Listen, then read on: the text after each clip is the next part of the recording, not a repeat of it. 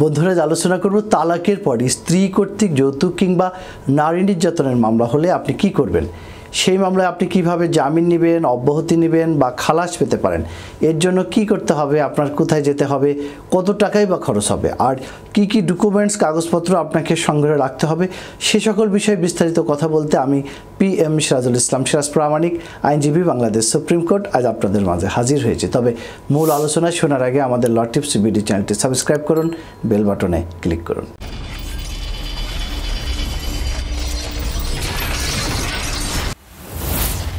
স্বামীর সাথে দাম্পত্য কলহ হলে স্ত্রী স্বামী এবং স্বামীর বাবা মা ভাই বোনকে আসামি করে 2018 সালে যৌতুক নিরোধ আইনের 3 ধারায় মামলা করে থাকে, কিংবা নারী এবং শিশু নির্যাতন দমন আইন 2011 গ ধারায় মামলা করে থাকে।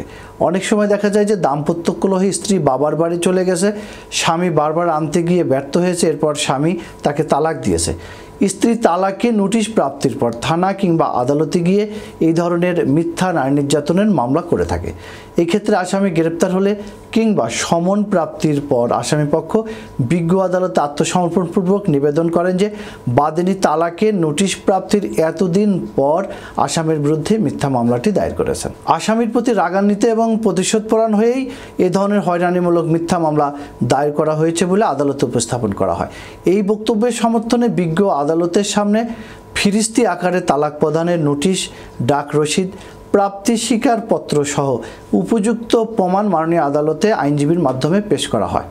মাননীয় আদালত কিন্তু সার্বিক দিক বিবেচনা করে এবং তালাকের পর মামলা সম্পর্কিত উচ্চ আদালতের সিদ্ধান্তের উপর ভিত্তি করে আসামিকে জামিনে মুক্তির আদেশ দিয়ে থাকেন। এরপর মামলাটির পরবর্তী ধাপ থাকে সংশ্লিষ্ট ধারায় অভিযোগ চার্জ গঠন বিষয়। চার্জ গঠন বিষয়ে শুনানির সময় আসামির পক্ষের বিজ্ঞ আইনজীবী বিচারকের নিকট অব্যাহতি চেয়ে আবেদন পেশ করেন। যুক্তি হিসেবে তুলে ধরেন, তালাকের পরে যদি মামলা দায়ের করা হয় সেক্ষেত্রে মামলাটি আইনত অচল হবে এবং আসামি অব্যাহতি পাবেন। এই বিষয়ে মহামান্য সুপ্রিম কোর্ট আপিল বিভাগের একটি সিদ্ধান্ত উপস্থাপন করে, যা রওশনারা বেগম বনাম মোহাম্মদ মিজানুর রহমান এবং অন্যান্য মামলা, হাইকোর্ট বিভাগ 12 ADC পৃষ্ঠা 90-96 এবং রাষ্ট্র বনাম মোহাম্মদ রফিজুল হক 6 ALR অ্যাপিলেট ডিভিশনের একটি সিদ্ধান্ত ভলিউম 2 পৃষ্ঠা 90। এই মামলায় মহামান্য হাইকোর্ট পর্যবেক্ষণে বলেছেন যে বিবাহ বিচ্ছেদ আগেই হয়েছে, কাজেই কজ অফ অ্যাকশনের দিনে ভিকটিমকে তার স্বামীর বাড়িতে থাকার কথা নয়। মাননীয় আপিল বিভাগ সাক্ষ্য এবং তথ্য উপাত্ত পুঙ্খানুপুঙ্খভাবে বিবেচনা করে সিদ্ধান্ত দেয় যে অভিযুক্ত স্বামীকে খালাস দেওয়ার হাইকোর্টের আদেশ সঠিক আছে। কাজেই স্বামী স্ত্রীর মধ্যে একেবারে বনিবনা না হলে স্ত্রীকে সঠিক নিয়ম মেনে তালাক দেওয়ার পর স্ত্রী কর্তৃক মিথ্যা যৌতুকের মামলার ফলাফল কিন্তু আসামির পক্ষেই যাওয়ার কথা। কাজেই আপনি যদি স্ত্রী কর্তৃক মিথ্যা মামলার শিকার হয়ে যান তাহলে আইন এবং আদালতের প্রতি শ্রদ্ধা রেখে মামলাটি লড়ে যেতে হবে।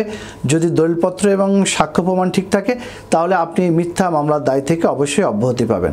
মামলা থেকে পালিয়ে থাকা বুদ্ধিমানের কাজ নয়, এতে আপনার অনুপস্থিতিতেই সাজা হয়ে যেতে পারে।